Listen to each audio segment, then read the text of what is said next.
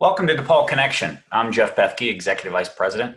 Last month on August 20th, we had a virtual town hall with nearly 2,000 faculty, staff, and students and parents logging in to ask us questions and hear our responses.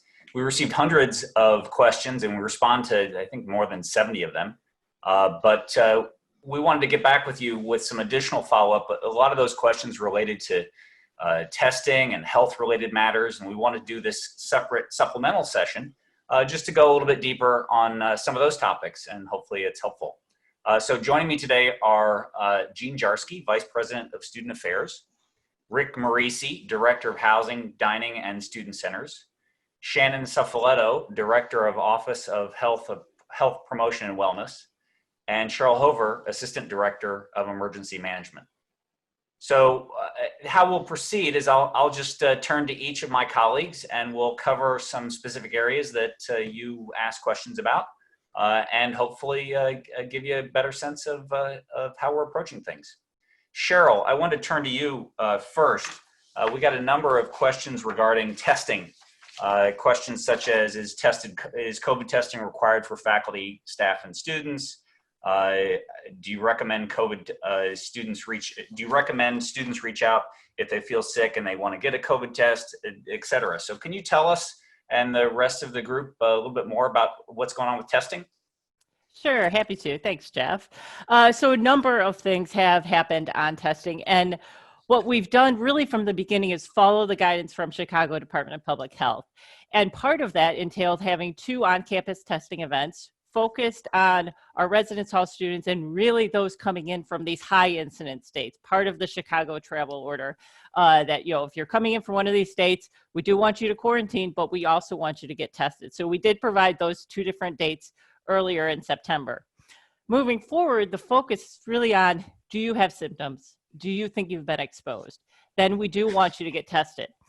A lot of people, a lot of students who commute, a lot of employees don't live on campus, of course. So a lot of them are reaching out to their local test sites. There's many throughout Chicago and the suburbs. So that's been really helpful, but we're also exploring some options and really finalizing right now how it's going to work with a mail-in kit. So if we do have a student living on campus, for example, they start to have symptoms, maybe they think they've been exposed, they'll be able to request actually a mail-in kit to get tested. So definitely working on those details right now. And what happens if there's a positive case? What's the notification protocol look like? How does that work? Sure. So really important that anyone, faculty, staff, and students do tell the university that they have tested positive. We have an online reporting form, go.depaul.edu/report-COVID. We also have a phone number, 773-325-3300, 8 a.m. to 8 p.m. Anyone can call and report that they have tested positive. And I think we have a dashboard too, right? I mean, that anybody can access. So, and also I recall that the Chicago Department of Public Health requires us to send out a community-wide notice whenever there is a positive case. And I know we've been doing that from time to time. Right, exactly. So a couple of things on that. If they do report a positive case, we of course want to reach out to provide resources, most importantly, and then do notify any close contacts. If they've been on campus, faculty, staff, and students, we do want to reach out, make sure they're aware, and they may need to quarantine as well. But then also we do have to tell Chicago Department of Public Health and then follow through and what's referred to as a general notification, and that's alerting people. Many faculty, staff, and students have gotten a few of these, and that tells you somebody on campus, this is the time frame, has been on campus and has tested positive. Okay, great. So you want to talk a little bit more about, is there more to say about contact tracing that you'd like to highlight? Yeah. So I did touch on that briefly, that we want to make sure, number one, are you able to isolate? Are you able to quarantine? And get resources to people if they need help. The city provides a lot of resources, but if they're on-campus students, we can also provide resources too. And then after we do reach out to someone who has reported they tested positive, and that's usually over the phone, that's certainly ideal, we will also reach out and tell anyone who we think may have been in close contact with that person, also over the phone, talk to them about what quarantine means, and make sure they also have resources so they can do that too. And then really 2 other things I want to highlight here. Privacy is so important.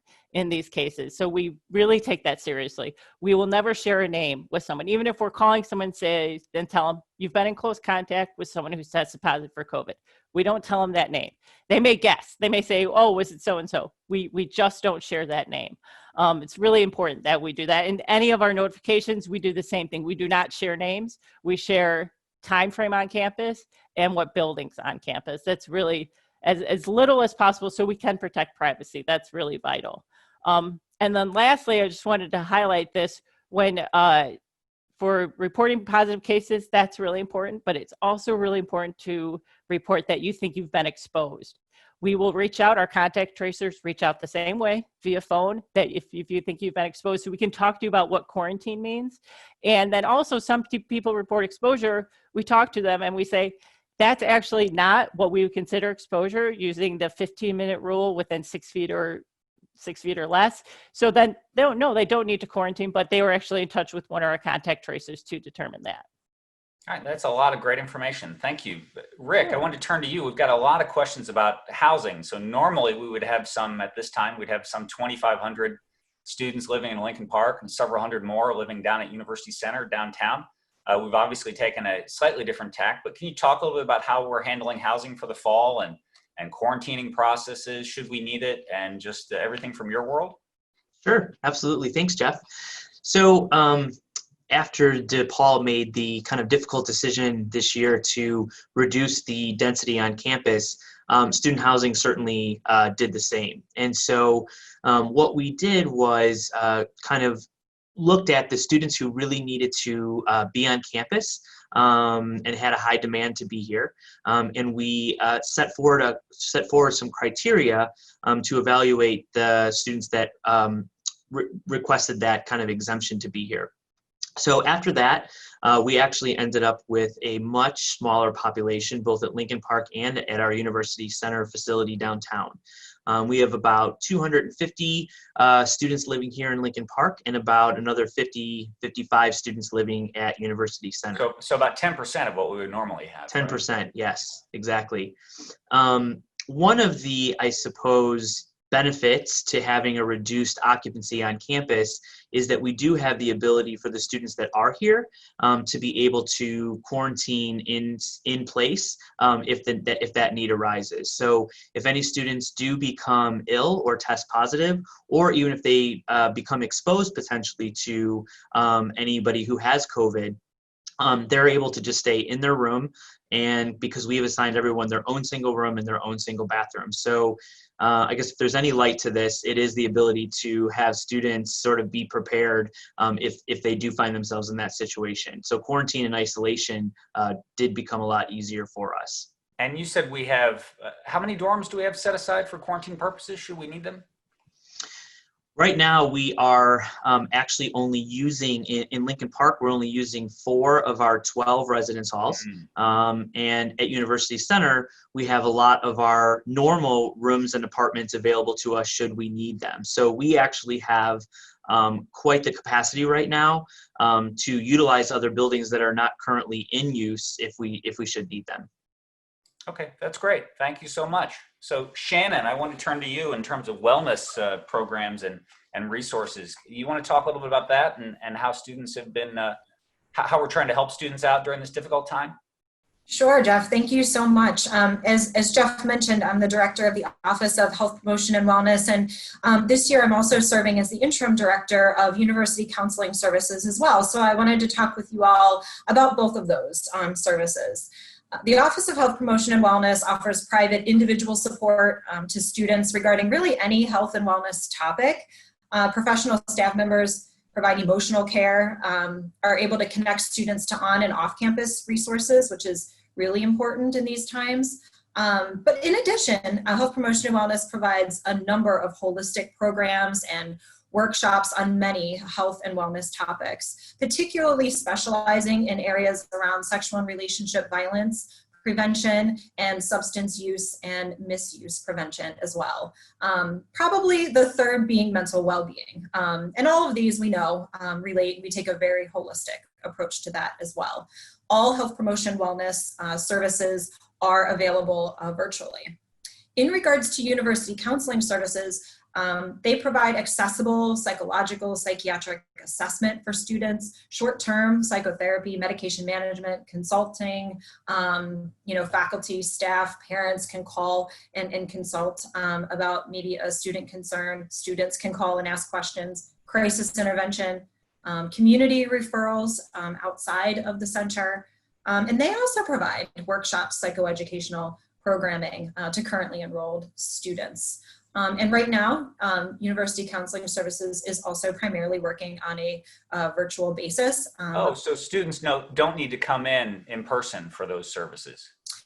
Right, that's exactly right. And all of the services like crisis support, consultation, referrals are all available. So for both areas, all services available and up and running virtually. Okay, great. There was a question I saw that came across in terms of the health and wellness fee, the $60 health and wellness fee, and what that covers. Absolutely. So our student health services is a third-party contract with Amita Sage Medical Group. So they provide that service to our students.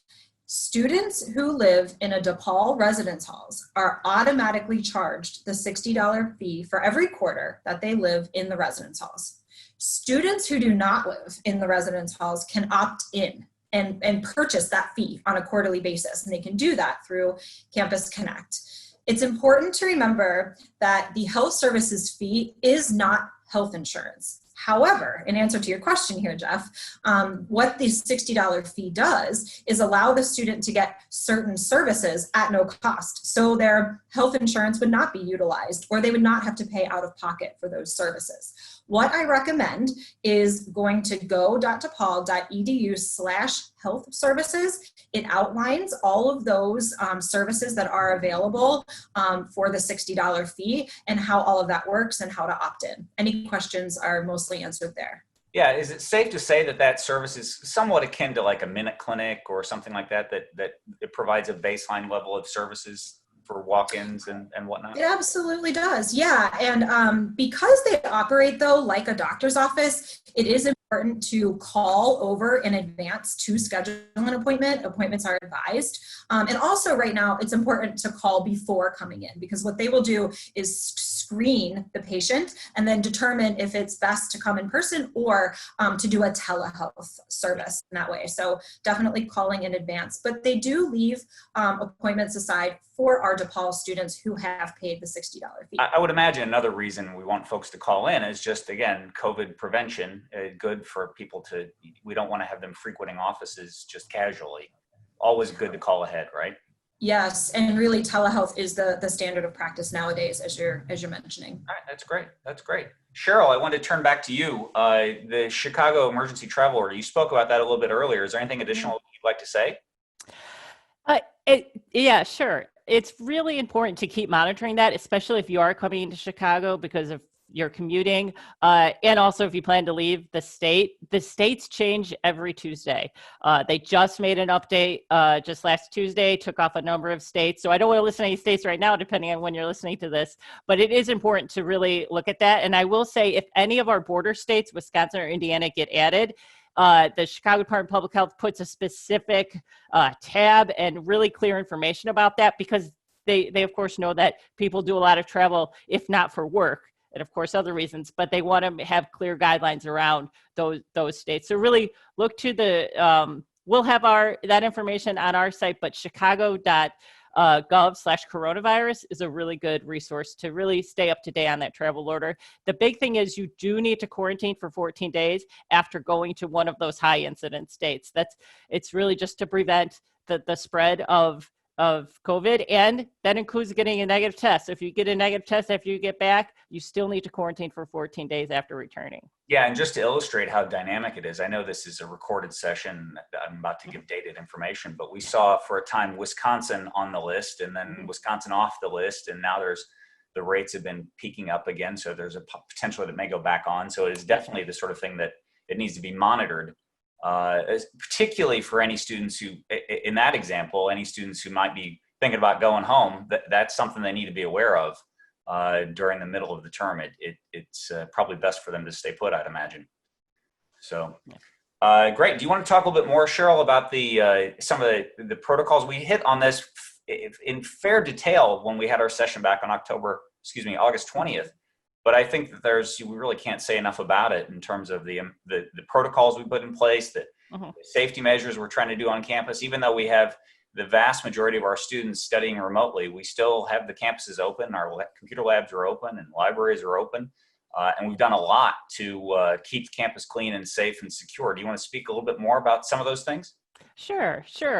So hopefully you're sick of hearing this, but a big thing we have on campus is, of course, face coverings, masks are required if you're coming on campus. Really important that we have that. And also that social distancing, physical distancing of 6 feet or more, really critical. And we've tried to communicate that a number of ways. And one is through the online training that we have put out there back in August, and we want all faculty, staff, and students to take that training. Even if you're saying, well, I'm not coming to campus next week, why do I have to take the training? It provides a good wealth of information about COVID. And then when you do plan to come to campus, you'll be ready and know what to expect when you get to campus. And then I do want to kind of pivot to Campus Clear app that we've been using, especially if you're on campus. And what that does is simple question that presents to you every day before you come to campus. And it runs through a list of symptoms right now that we know for COVID. And also, of course, it asks if you've tested positive for COVID, if you've returned from one of the states that are part of the travel order. And then you answer that question that tells you whether or not you're good to go to come to campus or you do need to stay home.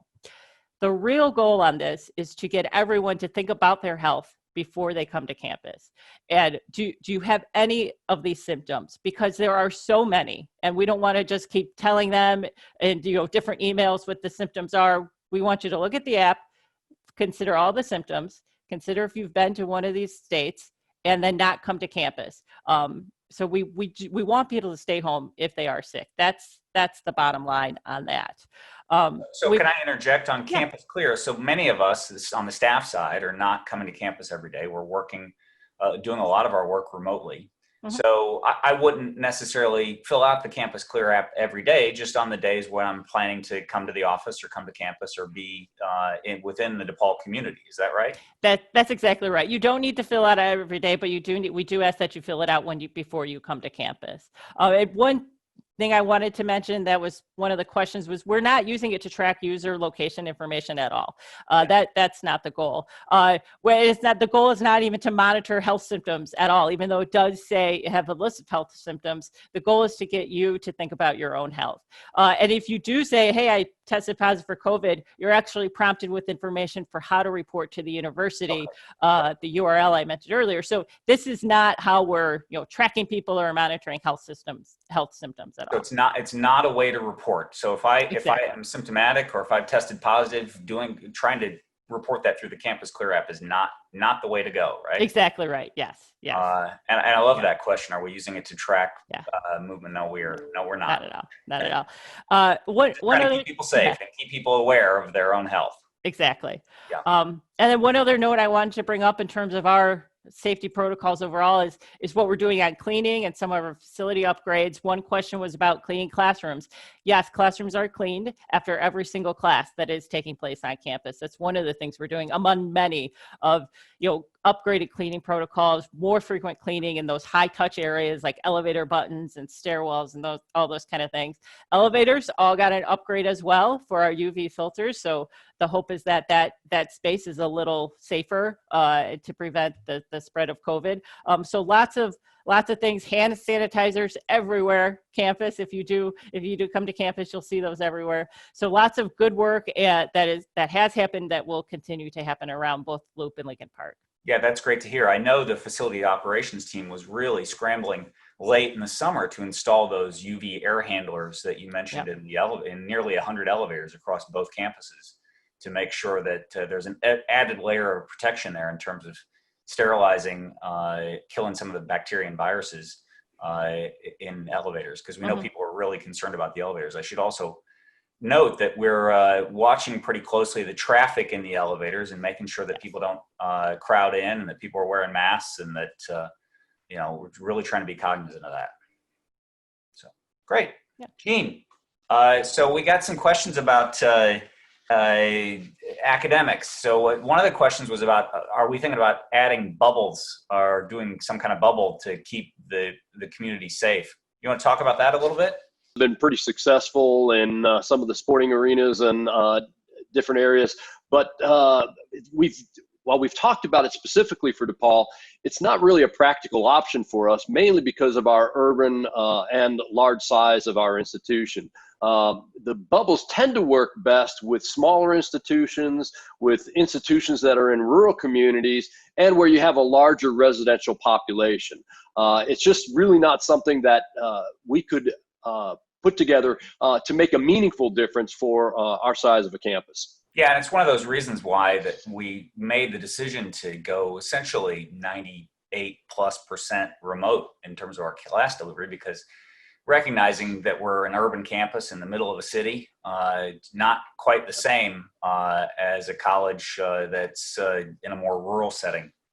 And so thanks for that. I mean, do you want to talk also a little bit about protocols? So how are we handling students that may want to sort of overlook the rules and have a party or do other things that are in violation of what we're trying to do to keep the community safe?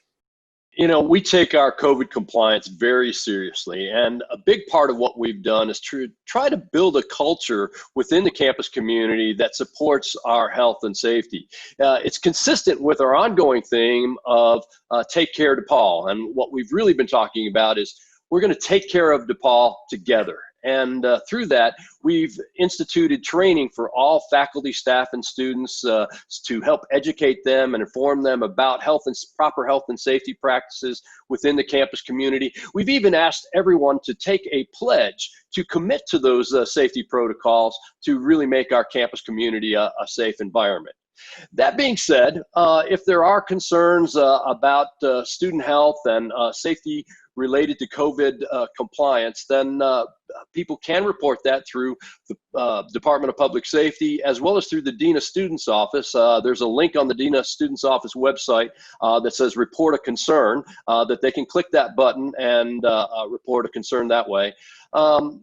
You know, all students referred to the Dean of Students Office, we're going to look at those cases on an individual basis, but sanctions can range anywhere from reprimands to suspension from the university. I want to say that for students that live in the residence halls, we've really taken a no tolerance policy, and students that are found to have violated the health and safety and put really the rest of the residence hall community at risk can very well lose their housing privileges. In addition, I know some campuses you hear around the country as it relates to parties that occur off campus, particularly they happen to be within fraternity and sorority houses. Again, I think our urban environment helps us in that sense. DePaul does not have traditional fraternity and sorority houses like other campuses do.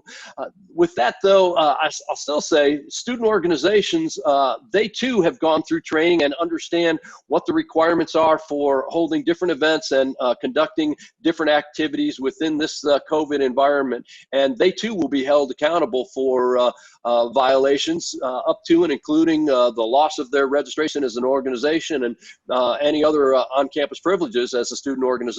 Yeah, I think that point you made about our policy in housing is a really important one to emphasize, that we have a normal judicial process for violations in housing, which we're continuing, but we've added on top of it essentially a zero tolerance policy as it relates to anything COVID related. So we're really taking it seriously, recognizing that the housing is a particularly vulnerable spot, and we need to be extra vigilant about keeping those students safe, but also keeping our community safe through that mechanism.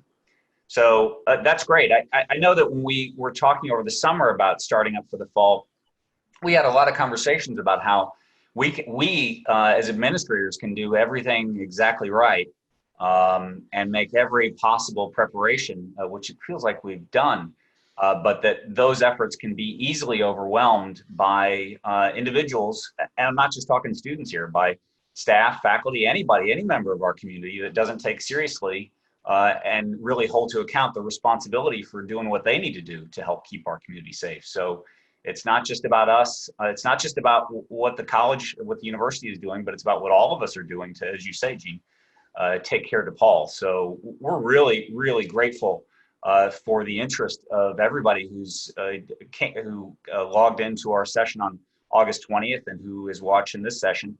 And there's a lot of great resources out there that we've talked about here that relate to monitoring what's going on, the COVID dashboard that we discussed, wellness sites, just all kinds of other resources that we've really tried to push out there and make available. And we hope people, if they have questions, they're certainly welcome to listen to these sessions, but also do a little bit further digging as it relates to other information that we've provided. Great. Well, thank you all. I'm really glad to have had another chance to talk about these things. They could not be more important. And, you know, as with any crisis, we're going to get through this. And we just need to do it, keeping as many people safe as possible and keeping the students engaged and in class. And we'll get through it, and we're going to come out the other side better for it. So thank you all, and we will see you next time.